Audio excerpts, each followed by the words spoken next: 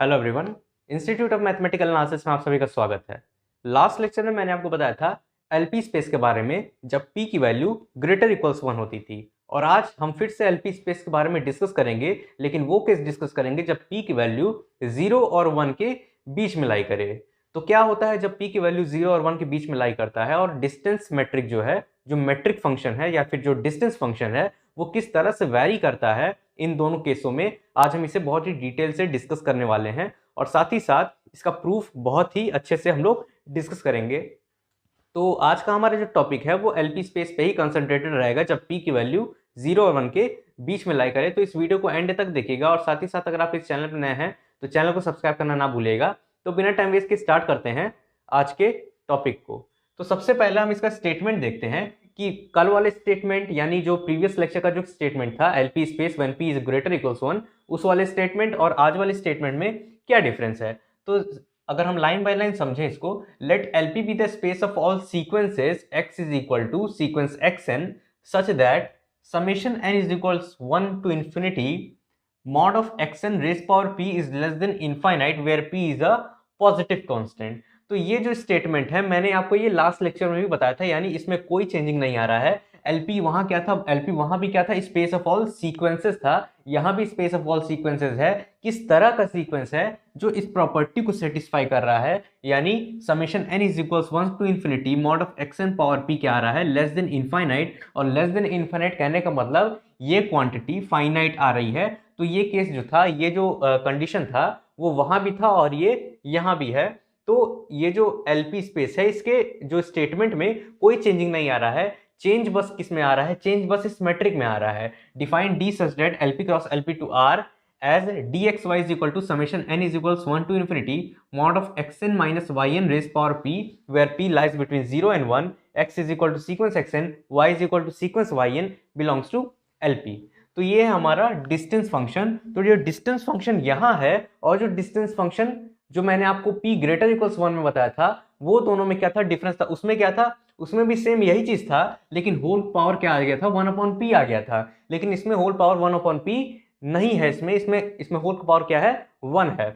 तो बस यही डिफरेंस है। देखिए स्टेटमेंट में कोई डिफरेंस नहीं है, डिफरेंस बस इस मैट्रिक फंक्शन में है। तो ऐसा क्यों है, तो सबसे पहले तो हम ये समझते हैं कि क्या वो वाला मैट्रिक इस वाले केस में काम नहीं आ सकता है क्या। जैसे आपको प्रीवियस लेक्चर का अगर मैं याद दिलाऊं तो dxy किस तरह से डिफाइन था, ये डिफाइन था summation n is equal to 1 to infinity mod of xn minus yn power p whole raise power 1 upon p।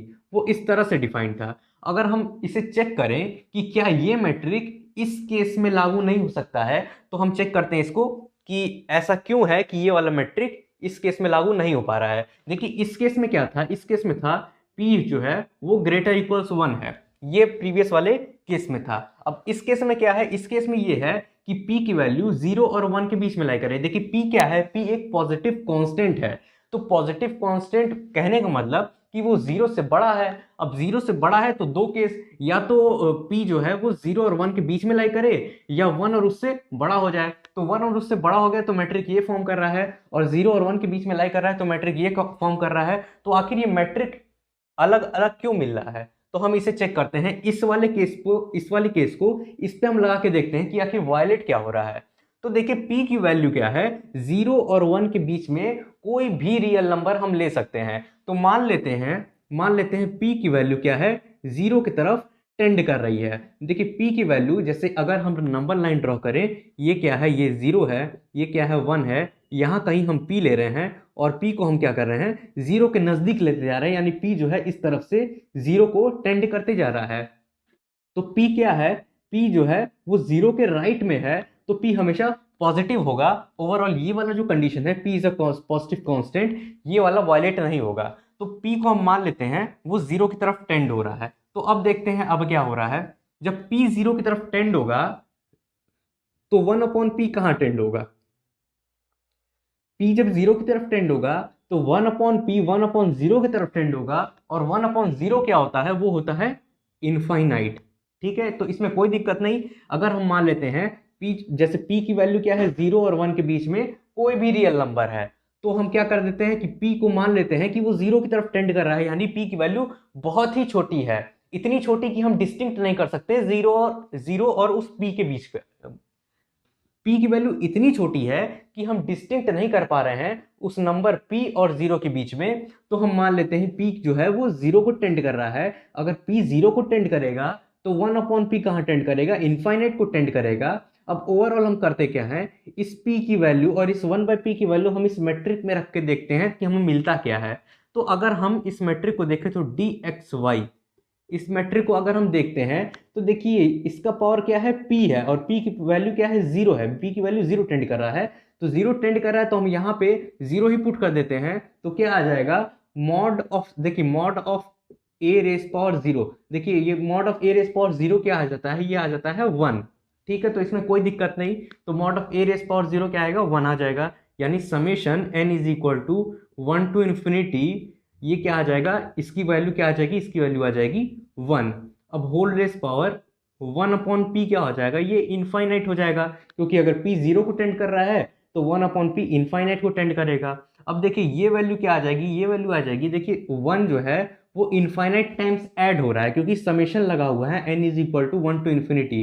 तो 1 + 1 + 1 + 1 ऐसे कर करके इनफाइनाइट टाइम्स 1 ऐड होगा, तो ये आ क्या जाएगा, इनफाइनाइट रेस पावर इनफाइनाइट, जो कि एक अनडिफाइंड वैल्यू है, इसकी कोई वैल्यू नहीं मिलती है, यानी ये डिफाइंड ही नहीं हो रहा है। तो देखिए अगर हम ये केस लगाएं इस मैट्रिक पे तो हमारा मैट्रिक डिफाइंड ही नहीं हो रहा है, तो इस वजह से हमें मैट्रिक चेंज करना पड़ता है। और चेंज करके हम लाएं क्या है, चेंज करके ये मैट्रिक डिफाइन किया गया है, और इस मैट्रिक पे ये जो मैट्रिक है ये LP पे एक मैट्रिक स्पेस बनाएगा। तो ये है डिस्टिंक्शन कि आखिर ये मैट्रिक इस मैट्रिक की जगह यूज क्यों नहीं हो सकता है, क्योंकि अगर ये केस हम इस मैट्रिक पे लगा दें जो p > 1 पे था, मैट्रिक उस पे लगा दें, तो हमारा हो क्या जाएगा, जो dxy है वो एक अनडिफाइंड वैल्यू देगा। ओवरऑल देखिए dxy की वैल्यू ही नहीं डिफाइन हो रही है, और सबसे पहले हम जो चेक करते थे वो ये करते थे कि हमारा जो मैट्रिक है वो डिफाइंड होना चाहिए। तो जब वेल डिफाइंड ही नहीं है तो आगे हम मैट्रिक की बात ही नहीं करेंगे, क्योंकि यहाँ पे देखिए यहाँ पे अनडिफाइंड वैल्यू आ गई। तो हमारा हो क्या गया, हमारा हो ये गया कि ये जो dxy है, ये वाला जो केस है ये p > 1 के लिए यूज होगा, और ये वाला जो केस है वो p जब 0 और 1 के बीच में लाई करेगा तब यूज होगा। तो ये है आखिर हम ये मैट्रिक इसमें क्यों नहीं यूज करते हैं। अब दूसरी चीज आती है कि हम ये जो मैट्रिक ले रहे हैं, ये जो मैट्रिक हम ले रहे हैं, इसे वेल डिफाइंड कैसे दिखाएं। तो देखिए ये ऑब्वियसली वेल डिफाइंड है, इसे हम दिखाते नहीं है, लेकिन आपके समझने के लिए मैं यहाँ पे प्रूव कर दे रहा हूँ। क्योंकि देखिए यहाँ पे क्या है, xn और yn LP का मेंबर है, और LP क्या है, LP ऐसे सीक्वेंसेस का स्पेस है जो इस प्रॉपर्टी को सेटिस्फाई करता है। तो इसका क्या मतलब, इसका मतलब ये है कि अगर xn, देखिए यहाँ पे क्या है, xn जो है वो LP का मेंबर था तो ये कंडीशन होल्ड होता था, और यहाँ भी xn LP का मेंबर है तो ये कंडीशन होल्ड होगा। Summation n is equal to 1 to infinity mod of xn raise power p is less than infinite, ये कंडीशन होल्ड होगा। सिमिलरली अगर yn LP का मेंबर है तो भी ये कंडीशन होल्ड होगा, जहां पे xn की वैल्यू हम yn से रिप्लेस कर देंगे, तो हमारे पास आएगा क्या, summation n is equal to 1 to infinity mod of yn power p is less than infinity. तो हमारे ये लेस देन इन्फिनिटी है, ये भी लेस देन इन्फिनिटी है, हमें दिखाना क्या है कि ये कंडीशन जो है, ये जो आएगा वो भी लेस देन इन्फिनिटी ही हो जाए। तो देखिए अगर हम इसे ध्यान से देखें, xn माइनस yn, अगर इस पे हम ट्रायंगुलर इनइक्वालिटी लगाएं तो ये क्या हो जाएगा, mod of xn plus mod of yn। देखिए हम क्या कर रहे थे, xn माइनस yn को हमने क्या सबसे पहले लिखा है xn प्लस माइनस yn, और इस पे हम ट्रायंगुलर इनइक्वालिटी लगा रहे हैं xn plus mod of minus yn, और माइनस yn का मॉड और yn का मॉड दोनों बराबर होता है, तो इस माइनस को भी हम एलिमिनेट कर देते हैं। ओवरऑल ये इसके बराबर, ये इससे छोटा या बराबर आएगा, तो यही चीज यहाँ पे मैंने डायरेक्टली लिखा हुआ है। तो देखिए अब हम क्या करते हैं, अब हम करते ये हैं बोथ साइड पावर p ले लेते हैं। तो बोथ साइड अगर हम पावर p लेंगे तो यहाँ पे पावर p आ जाएगा और यहाँ पे पावर p आ जाएगा, और ये किससे लेस हो जाएगा, जैसे अगर हम इसकी बात करें, mod of a plus mod of b whole square, मान लेते हैं हम इसकी बात करते हैं, तो ये क्या हो जाएगा, mod of a square plus mod of b square plus 2 times mod of a mod of b, ये हो जाएगा। तो ओवरऑल देखिए तो ये टर्म हमारे पास एक एक्स्ट्रा टर्म आ रहा है, तो इस टर्म को अगर हम रिमूव कर दें तो ये इनइक्वालिटी क्या हो जाएगी, लेस देन इक्वल टू हो जाएगी। और यही कंडीशन हम यहाँ पे भी यूज़ करेंगे। तो यहाँ पे यूज़ करके अगर हम इसी को जनरलाइज कर दें तो यहाँ पे अगर हम यूज़ करेंगे तो क्या हो जाएगा, less than mod of x n power p plus mod of y n power p, ये आ जाएगा। तो इसमें कोई दिक्कत नहीं है, यहाँ पे क्या आ जाएगा, x n minus y n power p. अब हम क्या करते हैं, बोथ साइड समेशन ले लेंगे। तो समेशन लेने के बाद हमारा ये मिलेगा, ये क्वांटिटी क्या है, यहाँ से फाइनाइट है, ये क्वांटिटी भी यहाँ से फाइनाइट है, तो फाइनाइट प्लस फाइनाइट वो भी फाइनाइट होगा। ओवरऑल ये टर्म इस टर्म से छोटा है तो ये भी फाइनाइट, और इसके फाइनाइट होने का मतलब क्या हो जाएगा, x n minus y n power p is less than infinite, ये होल्ड कर जाएगा। तो ये हमारा क्या आ गया, फाइनाइट आ गया। और जैसे ही ये फाइनाइट आया हम क्या देंगे कि ये जो डी एक्स वाई है वो वेल डिफाइंड है। तो वेल डिफाइंड वाला टर्म हम दिखाते नहीं है क्योंकि ये ऑब्वियस है। अब हम सबसे पहले इन चारों प्रॉपर्टीज को चेक करते हैं जो मेट्रिक स्पेस में फॉर्म होती हैं। पहली प्रॉपर्टी कौन सी है, नॉन नेगेटिव प्रॉपर्टी। तो नॉन नेगेटिव प्रॉपर्टी हम चेक करते हैं। तो हमने क्या मान लिया है, let x is equal to sequence x n, y is equal to sequence y n belongs to l p. अब देखिए, therefore mod of x n minus y n greater equal zero for all n belongs to n. देखिए modulus की property होती है वो हमेशा greater equal zero value की greater equal to zero value ही देता है, नॉन नेगेटिव वैल्यू हमेशा देता है। तो ये तो मॉडुलस की प्रॉपर्टी होती है। और फिर उसके बाद जब हम बोथ साइड पावर पी ले लेंगे तो क्या हो जाएगा, बोथ साइड जब पावर पी लेने पे इसकी वैल्यू आ जाएगी जीरो, रेस पावर पी क्या हो जाएगा, जीरो ही हो जाएगा। तो इसमें भी कोई दिक्कत नहीं है, यहाँ पे भी लिखा हुआ for all n belongs to n and zero less than p less than one. तो ये कंडीशन भी ऑब्वियसली ट्रू है। अब बोथ साइड समेशन ले लेंगे तो ये समेशन आ जाएगा, और समेशन जीरो की वैल्यू जीरो ही होती है। तो ओवरऑल ये भी कंडीशन सेटिस्फाइड है।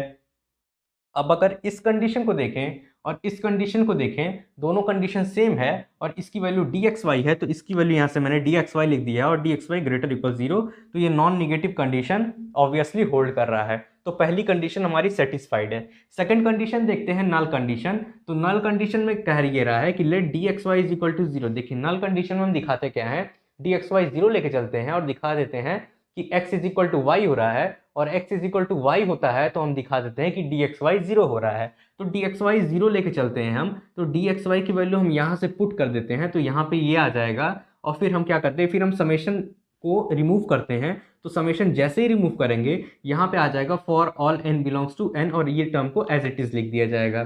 ठीक है, तो अब कोई दिक्कत नहीं। अब हम क्या करते हैं, both side power one upon P ले लेते हैं। तो both side power one upon P लेने के बाद p multiplied by one upon P, ये लेफ्ट हैंड साइड में आ जाएगा और p कैंसिल होके यहाँ पावर वन आ जाएगा, और zero power one upon P क्या हो जाएगा, वो जीरो ही हो जाएगा।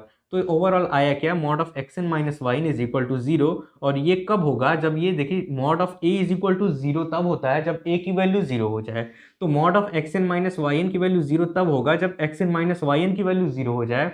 तो x n minus y n zero कब होगा, जब x n is equal to y n हो जाए। तो यहाँ पे मैंने डायरेक्टली लिखा हुआ है कि x n is equal to y n for all n belongs to n, ये मैंने लिखा हुआ है। अब देखिए x n x one is equal to y one, x two is equal to y two, x three is equal to y t, यानी हर एक एक्स एन वाई एन के बराबर हो रहा है। इसका मतलब ये है कि sequence x is equal to sequence y. तो ये हमारा मिल गया फाइनल रिजल्ट। अब देखिए हम मान लेते हैं कि अगर x is equal to y है तो x n is equal to y n होगा हर एक n के लिए, कोई दिक्कत नहीं है। फिर ये जो x n minus y n का मॉड लेंगे वो जीरो के बराबर आएगा, इसमें भी कोई दिक्कत नहीं है। अब हम बोथ साइड पावर पी लेंगे तो ये आ जाएगा, इसमें भी कोई प्रॉब्लम नहीं है हमें। अब हम बोथ साइड क्या करते हैं, समेशन ले लेते हैं। तो यहाँ पे तो समेशन काउंट होगा, लेकिन यहाँ पे क्या है, समेशन जीरो क्या हो जाएगा, जीरो ही हो जाएगा। जीरो को हम भले इनफाइनाइट बाय ऐड कर दें वो जीरो ही होगा। तो यहाँ पे जीरो ही हो जाएगा। तो ओवरऑल ये कंडीशन सेटिस्फाइड है, और ये क्या है, डी एक्स वाई की वैल्यू है, तो d x y is equal to zero आ जाएगा। तो ओवरऑल हमें मिला क्या कि d x y is equal to zero if and only if x is equal to y, यही हमारा होता है नल कंडीशन। अब हम थर्ड कंडीशन देखते हैं। थर्ड कंडीशन क्या है, सिमेट्रिक कंडीशन। थर्ड है symmetric condition. Symmetric condition, symmetric condition में हम क्या करते हैं, हम डी एक्स वाई की वैल्यू एज इट इज लिख देते हैं। Since d x y is equal to summation n is equal to one to infinity mod of x n minus y n raise power p, where zero is less than p is less than one. तो यहाँ मैंने क्या कर दिया है, d x y की value as it is question से उठा के वहां पे लिख दिया है। अब देखिए यहां से हम क्या लिख सकते हैं, therefore d x y is equal to summation n is equal to 1 to infinity, इसे हम लिख सकते हैं mod of y n minus x n. तो यहाँ पे हम mod of y n minus x n लिख सकते हैं raise power p, where 0 is less than p is less than 1। देखिए mod of x n minus y n हो या mod of y n minus x n हो, दोनों value same देगा, तो इसलिए mod of x n minus y n को मैंने mod of y n minus x n लिख दिया है। अब देखिए अब यहाँ से क्या हो रहा है, यहाँ से ये हो रहा है कि ये जो डी एक्स वाई है ये किसके बराबर हो जाएगा, ये वैल्यू जो है वो डी वाई एक्स के बराबर है, डी वाई एक्स। तो ये हमारा जो सिमेट्रिक कंडीशन था वो भी सेटिस्फाइड है। अब हम फोर्थ कंडीशन देखते हैं, ट्रायंगुलर इनइक्वालिटी। तो ट्रायंगुलर इनइक्वालिटी हम चेक करते हैं सबसे पहले।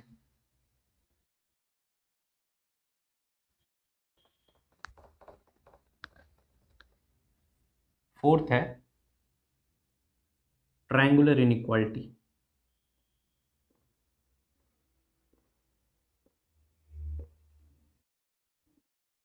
ट्रायंगुलर इनइक्वालिटी में हम क्या करते हैं, ट्रायंगुलर इनइक्वालिटी में हम तीन सीक्वेंस लेंगे। लेट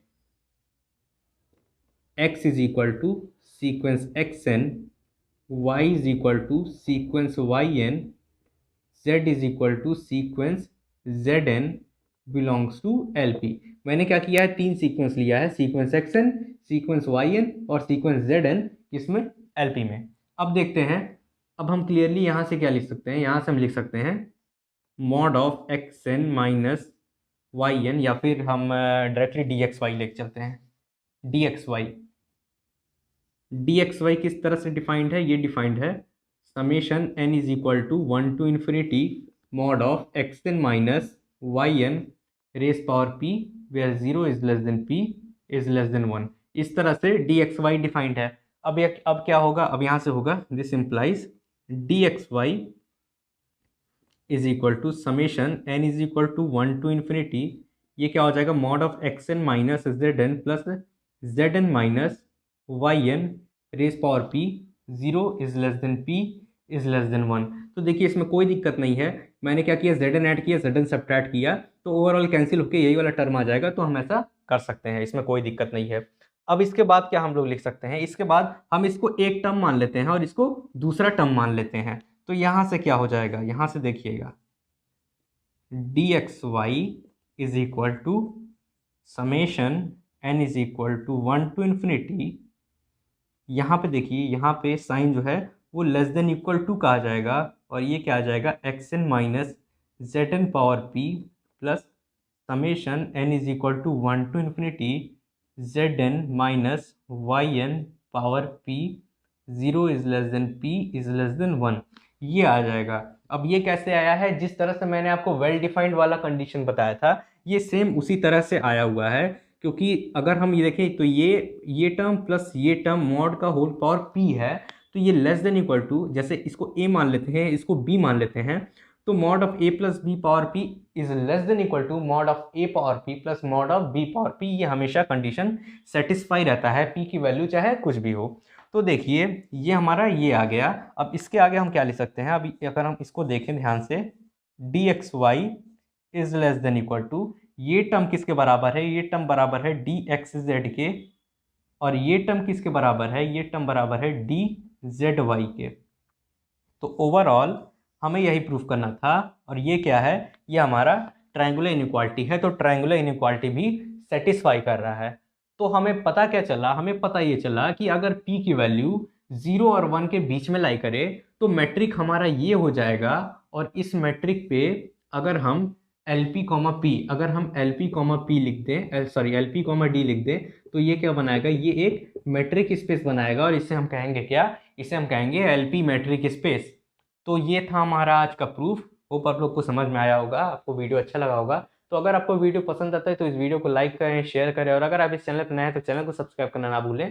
तो अपने नेक्स्ट लेक्चर में हम कुछ डेफिनेशन और थ्योरम्स डिस्कस करेंगे मैट्रिक स्पेस से रिलेटेड। तो मिलते हैं नेक्स्ट लेक्चर में। Have a nice day.